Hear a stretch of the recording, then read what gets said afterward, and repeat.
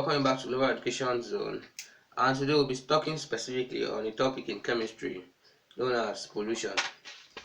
Now, pollution is a very important topic in chemistry because pollution talks about the release of all these harmful chemicals into our environment that do bad things to the environment, like making our environment unfit for our human and animal life.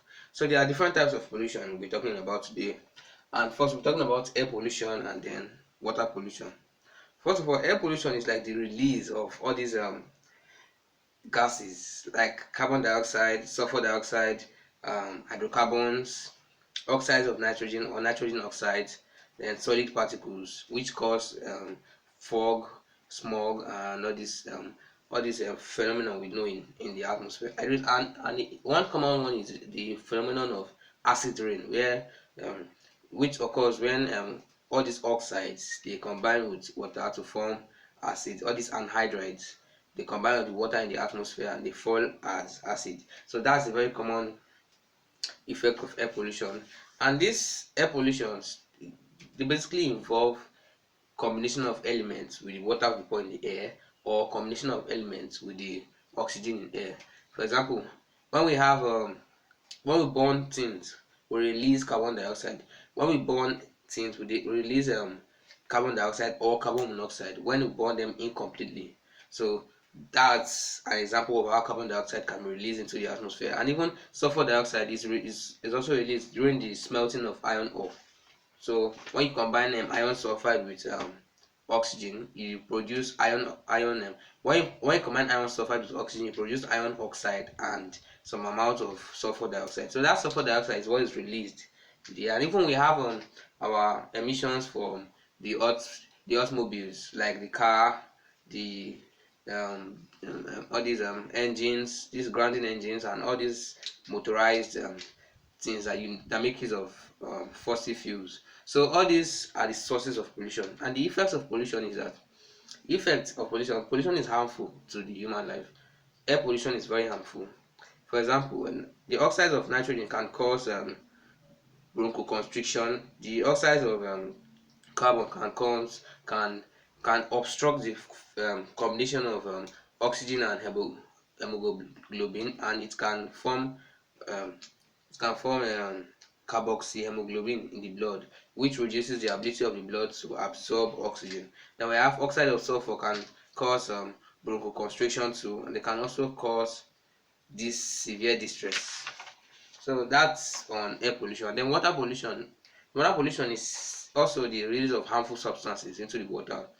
And these substances they are often liquids like sewage and gas, all these steam. When you have steam or hot water being released from industrial um, plants into the water, so that affects the thermal equilibrium of the water, and then it reduces the ability of the water to absorb oxygen because the oxygen being dissolved in the water is reduced when the water is at a higher temperature. So oxygen dissolves best in water at a very low temperature, and in addition to that, the living organisms in water they live on that oxygen.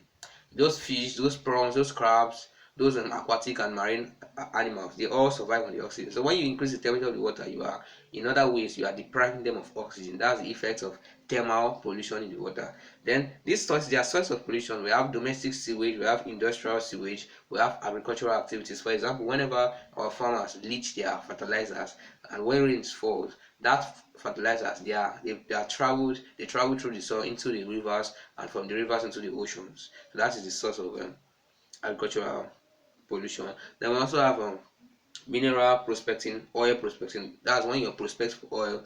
So and then you release all these oil spillage into the water, and it causes phenomenon like eutrophication and all the rest. So and then we have accidents. For example, also when an oil tanker or an oil containing vessel gets leaks. So when it leaks, it gets into the ocean. So these pollutions they have harmful effects on our respiratory system, on our blood system, and all the rest. So, but what are the ways of curbing pollution? One best way of curbing it is the use of sanitary landfill.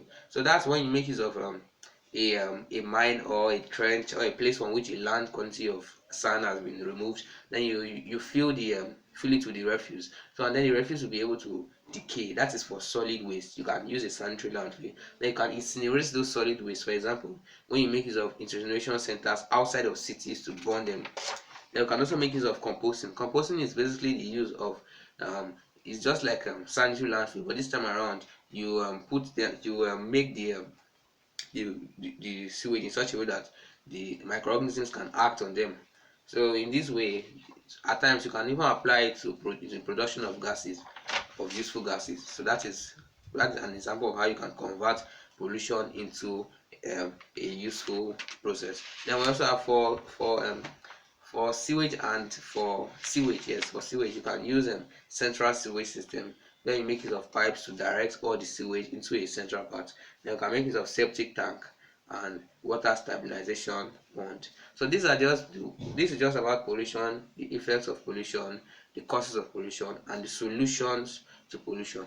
Thank you for watching.